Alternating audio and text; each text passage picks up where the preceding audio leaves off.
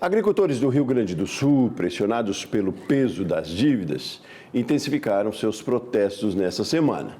A razão da mobilização é a demora do governo federal em autorizar a prorrogação dos pagamentos das parcelas do crédito rural com vencidas em 2025. O governo ainda não encontrou espaço no orçamento para atender o pleito, gerando um clima de incerteza e apreensão entre os produtores. Sobre esse assunto, a gente conversa agora ao vivo com Gideão Pereira, que é o presidente da FASU. Gideão, bom dia, tudo bem? Bom dia, Sebastião. É um prazer falar contigo, teus ouvintes, teus telespectadores, estamos à disposição. Ótimo, todo nosso também. Obrigado pela sua disponibilidade de conversar com a gente. Mas então, para além desses protestos, como é que está a mobilização nesse momento aí, para que ocorra, enfim, para que se avance nessas negociações? Veja bem, Sebastião, nós achamos absolutamente desnecessário tudo isso se o governo tivesse resolvido o problema.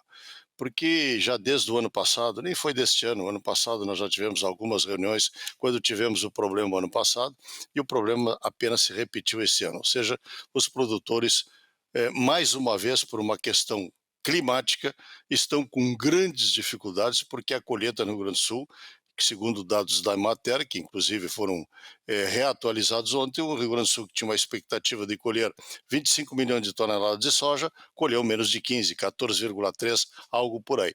Evidentemente que, somando isso aí às perdas anteriores, e de 20 a 25, o Rio Grande do Sul já perdeu ou deixou de colher algo em torno de 50 milhões de toneladas de grãos. Ou seja, isso aí é mais de 200 bilhões de reais que está afetando diretamente o bolso do produtor e da economia gaúcha.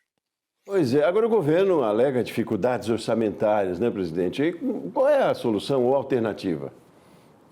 Evidentemente que nós sabemos, porque já o governo, quando assumiu, ele já criou, ele saiu fora da responsabilidade fiscal, criou um arcabouço fiscal que já está combalido, e nós já sabemos exatamente que o governo tem grande dificuldade, e agora, com o rumo do INSS, ainda piorou a situação. Mas, de qualquer maneira, nós trabalhamos muito lá em Brasília, principalmente para pensarmos, junto com o Tribunal de Contas da União, que nos abriu o caminho, evidentemente, para vermos da onde é que poderíamos tirar dinheiro do Fundo Social do recurso do pré-sal. E aí é um dinheiro que não fere o arcabouço fiscal. Esse dinheiro não estava regulamentado, ele deve ir a 53 bilhões até o fim do ano, porque ele constantemente está sendo alimentado pela própria origem. E nesse sentido é um recurso que ele não tem prazo definido e também não tem taxa de juros definida. Ele só tem que ser remunerado e retornar aos cofres do Fundo Social. Então, e é um recurso que, entre outras alternativas, ele pode ser usado para minimizar os impactos climáticos.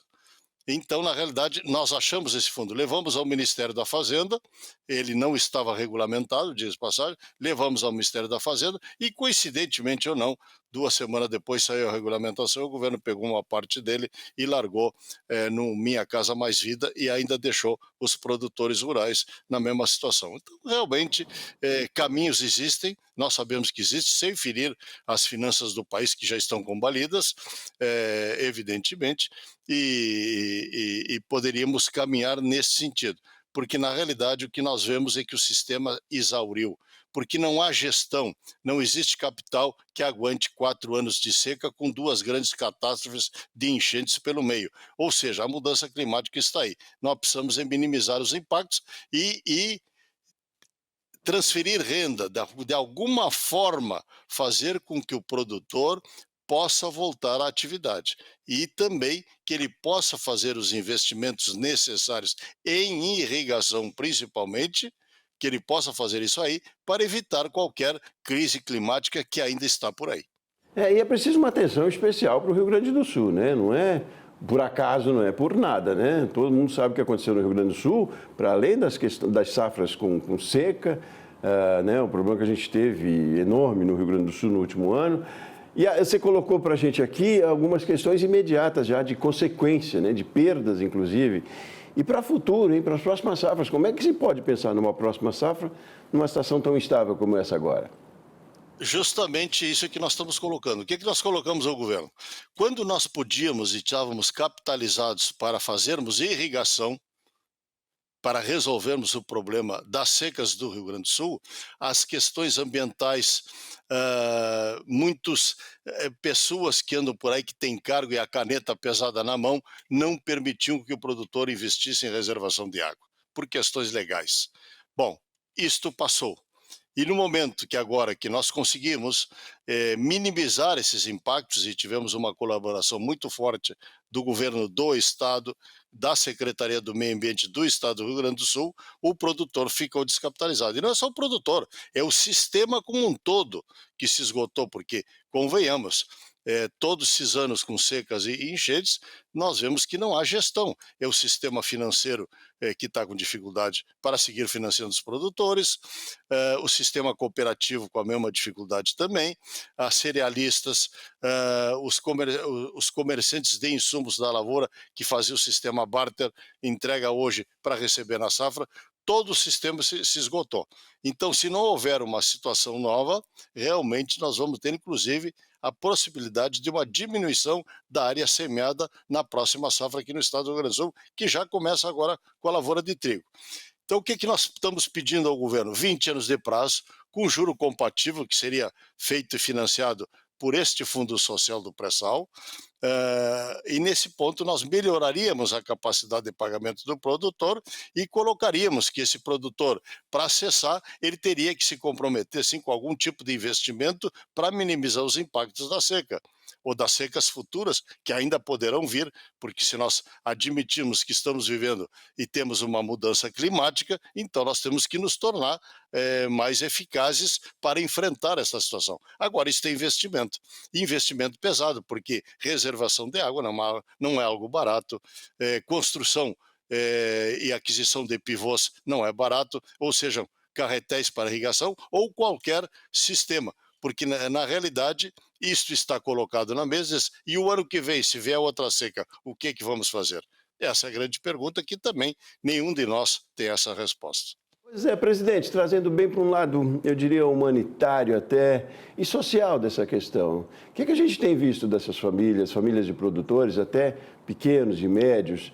O pessoal tem, inclusive, tendo que deixar suas propriedades, tem mudado de atividade por conta disso, porque a gente fala bastante, traz os dados, são de uma relevância enorme, mas quem está perto, conhece bem a realidade de cada família dos agricultores, e vocês na FASU têm um trabalho fantástico junto deles, a gente não vê de longe aqui. Qual é a situação? Se for numa comunidade, num município aí perto, que era bastante produtivo e forte na economia, tem mudado por conta disso, presidente? É uma questão real muito preocupante nesse sentido. Realmente, Sebastião, isto é algo que tu levantasse aqui que não tem como medir, é imensurável, né? Porque na realidade nós sabemos os números.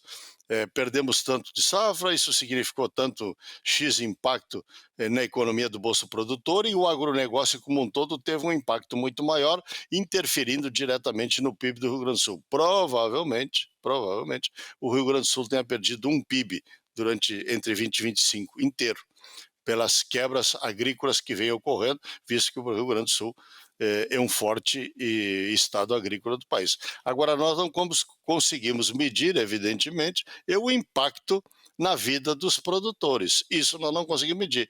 A questão emocional dos produtores, que realmente é muito difícil. O produtor chega a um ponto que ele chega no seu agente financeiro, no gerente do banco, se eu não posso pagar a conta, mais uma vez, não é a primeira vez, é mais uma vez.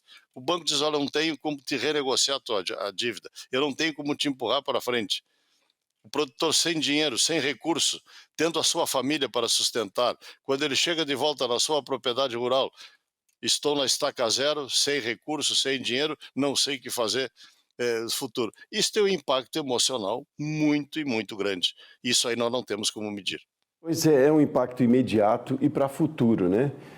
A gente está trabalhando aí com gestão, aliás, com sucessão, por exemplo, e é lógico que se uma situação está ruim dessa forma, a gente diminui as possibilidades de sucessão no campo, né?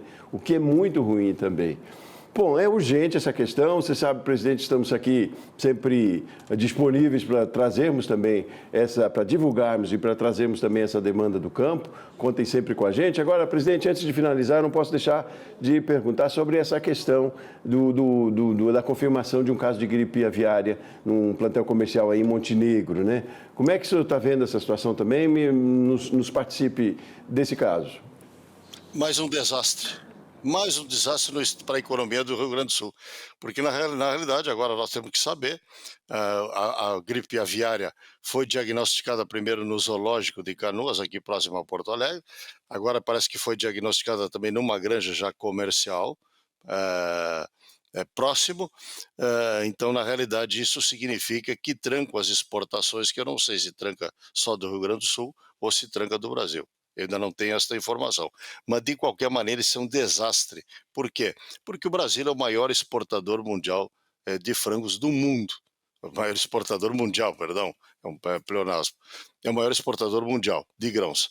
E, na realidade, se nós estivermos alijados do mercado internacional, nós vamos ter uma séria crise de fornecimento desta proteína no mundo inteiro, e, evidentemente, um impacto muito severo nos produtores de frango do estado do Rio Grande do Sul e do Brasil, se a coisa se estender. Isto é muito grave, está acontecendo. É mais um baque na economia do Estado, porque aí este produto ele terá que ser, evidentemente, desviado para o mercado interno. Isto vai trazer prejuízo para toda a cadeia de proteína animal, não só do frango, traria para o frango, traria para o suíno e traria para o bovino, porque uma vez que ele perca mercado, que tenha que ficar dentro do mercado interno, evidentemente que vamos ter uma crise muito grave no setor. Mais uma crise para o estado do Rio Grande do Sul. Oxalá isto se resolva rapidamente, as autoridades já estão reunidas, Secretaria da Agricultura com o Ministério da Agricultura, para tentarem debelar esta situação, que é muitíssimo grave, sim. É mais um impacto. Sem lembrar que são produtores que já foram afetados também pelas questões que citamos aqui ainda há pouco, mesmo com a queda, com excesso de chuva, que não atinge só a produção de grãos também, né? Aliás, atinge a produção de grãos, que pode fazer diferença para a criação de animais, né? Então, são produtores com impacto duplo, né? Como o senhor disse, né? Veja bem, os produtores de frango, eles foram bastante impactados com a grande cheia do ano passado, que já faz um ano. Porque justamente a região que mais choveu no estado do Rio Grande do Sul, uma região muito avícola, que é essa região de Bento Gonçalves, Caxias do Sul, o Vale do Taquari, Taquari Antas, perdão. Esta região foi muito afetada porque aí choveu algo em torno de 800 a 1.000 milímetros em 3 dias. Isso aí foi muito terra arrasada, destruiu muitos aviários, destruiu também muito a questão dos suínos, e esse pessoal ainda está muito combalido, realmente ainda está com muita dificuldade, porque realmente esse foi o epicentro da crise. E agora com a crise, esta crise sanitária em cima da avicultura, realmente é o pior dos mundos que está se colocando. E por isso mesmo, e por não termos soluções a curto prazo, pelo menos não tem nenhuma sinalização do governo, é que os produtores, no dia 20, agora a semana que vem, estarão colocando as suas máquinas em todas as rodovias do estado do Rio Grande do Sul.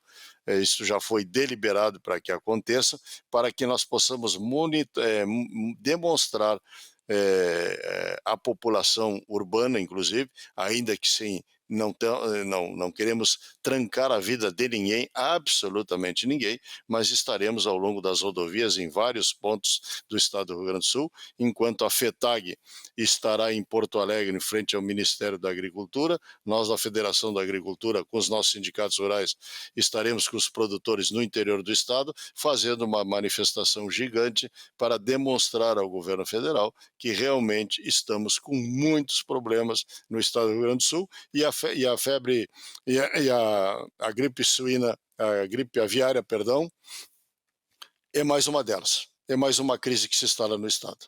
Tá certo. Gideão Pereira, é lógico, nós vamos acompanhar todas essas manifestações, eu digo ações também aqui em Brasília, com parlamentares do estado, e conte sempre com a gente para a gente divulgar também e levar mais informação para os produtores. Gideão Pereira, presidente da FASU, Federação da Agricultura do Estado do Rio Grande do Sul. Obrigado pela sua participação, Gideão.